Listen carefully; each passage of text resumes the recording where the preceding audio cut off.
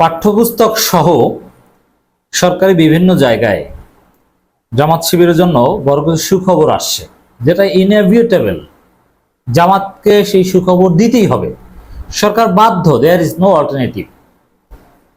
জনগণের যে আকাঙ্ক্ষা, আওয়ামী লীগ মুক্ত, ফেসিবাদ মুক্ত একটা বাংলাদেশ, যে সংস্কার, সেই সংস্কার জনগণের আকাঙ্ক্ষা যদি পূরণ করতে হয়, জামাতের জন্য এই সুখবরটা দিতেই হবে। কি দর্শক, একটা খবর, পাঠ্যপুস্তক থেকে জামাতের বিরুদ্ধে মিথ্যাচার মুছে ফেলার আহ্বান জামাত ইসলামীর। এখন দেখেন, আমাদের পাঠ্যপুস্তকে বিভিন্ন জায়গায়, সরকারি বিভিন্ন জায়গায় জামাতকে কিভাবে উপস্থাপন করা হয়েছে। মানে জামাত বাংলাদেশে কোনো বৈধ দল না এরকম, অথচ বৈধ। জামাত অমুক তমুক কত কিছু। শিক্ষা প্রতিষ্ঠানের বিভিন্ন ক্লাসের পাঠ্যপুস্তকে উদ্দীপকের মধ্যে, গল্পের মধ্যে, বাংলাদেশের বিশ্ব পরিচয়ের মধ্যে জামাত মানেই সামথিং নেগেটিভ, একেবারে খুব নোটোরিয়াসলি উপস্থাপন করা হয়েছে।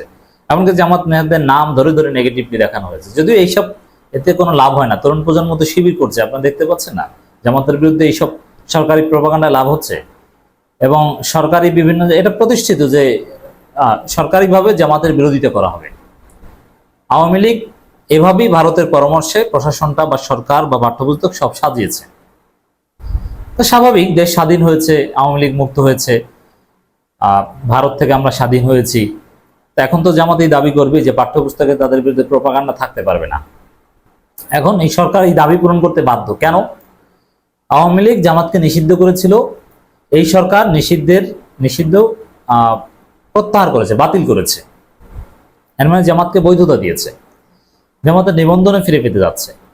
এবং এই যে ডক্টর ইউনূস সরকার ক্ষমতায় আছে, কিংবা তারা যে সংস্কার করতে যাচ্ছে সেনাবাহিনীর সমর্থন নিয়ে, সেনাবাহিনীও জামাতের উপর আস্থা রাখে বা জামাতকে গুরুত্ব দিয়ে, এতটাই গুরুত্ব দিয়েছে, জামাত নিষিদ্ধ থাকা অবস্থায় জামাতকে বৈঠকে ডেকেছে। এবং জামাতের আমির নাম সবার আগে বলেছে, বঙ্গভবনে সব জায়গায় জামাত আছে। এর মানে এই যে ডক্টর ইউনূস সরকার চলছে, কাদের ভিত্তিতে চলছে? এই ডক্টর ইউনূস সরকার অন্যতম ভিত্তি কিন্তু জামাতের সমর্থন। এবং হাসিনার যে আউস্ট, সেটায় জামাত গুরুত্বপূর্ণ ভূমিকা পালন করেছে। তো এখন বর্তমানে রাষ্ট্রে, সরকারে বা সরকার জামাতকে যতটা মূল্যায়ন করে বা যতটা ভ্যালু দেয়, বা জামাতের সমর্থন এই সরকারের জন্য যতটা গুরুত্বপূর্ণ, সংস্কার যে প্রক্রিয়া, তাতে আওয়ামী লীগ জামাতকে যেভাবে পাঠ্যপুস্তক কিংবা সরকারি উপস্থাপন করেছে, এটা রেখে তো করা সম্ভব নয়।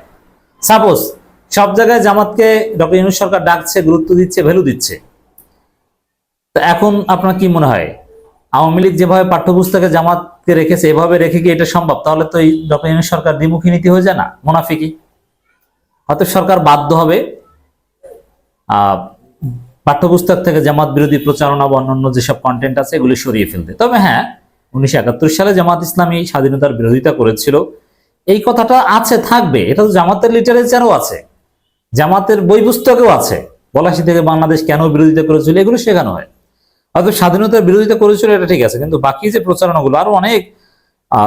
সবচেয়ে বড় যে জামাত কোনো ফৌজদারি অপরাধ করেনি, জামাতের শীর্ষ নেতারা, অথচ তাদের সবাইকে কাগজে কলমে বই পুস্তকে মিথ্যা মামলা দিয়ে, মিথ্যার উপর ভিত্তি করে ভয়ানক অপরাধী সাজানো হয়েছে। এই প্রপাগান্ডাগুলো অ্যাটলিস্ট সরাতে হবে।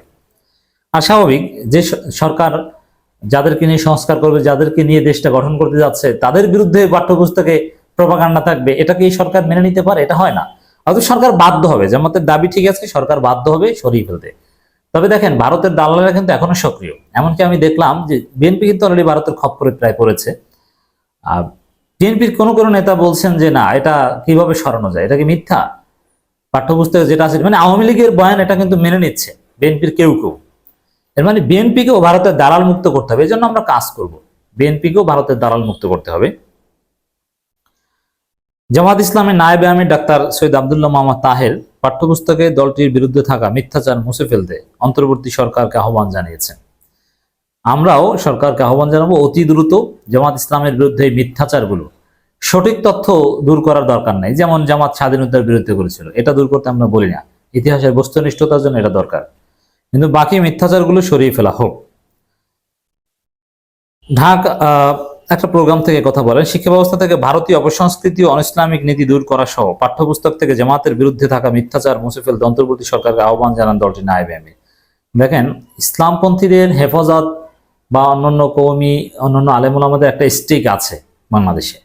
সেটাও কিন্তু এই সরকার অ্যাভয়েড করতে পারবে না আওয়ামী লীগের মতো।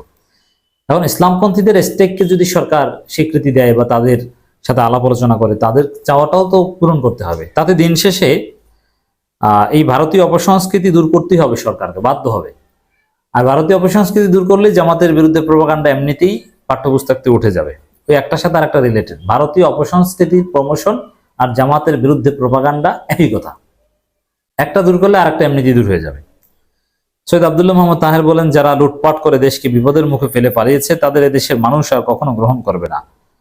এই কথাটা গুরুত্বপূর্ণ যে আওয়ামী লীগের রাজনীতি বাংলাদেশে গ্রহণযোগ্য হবে না, এটা আমির জামাতও বলছেন, ডাক্তার তাহেরও বলছেন। মানুষ বিভিন্ন সময় স্বৈরাচার শাসনে বিরক্ত হওয়ার কারণেই জামাত ইসলামীকে নেতৃত্ব দেখতে চায়।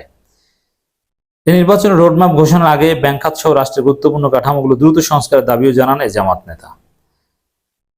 জামাত ইসলামীকে মানুষ ক্ষমতায় দেখতে চায়, আমি এর সাথে একমত। তবে এজন্য জামাতকেও বেশ সংস্কার করতে হবে। নিজেদেরকে সেভাবে উপস্থাপন করতে পারলে জামাতকে ক্ষমতায় আনার সম্ভাবনা রয়েছে। দর্শক, বিভিন্ন জায়গা থেকে সরকার জামাতের বিরুদ্ধে প্রপাগান্ডা ছড়াতে বাধ্য হবে, এটাই হচ্ছে সুখবর।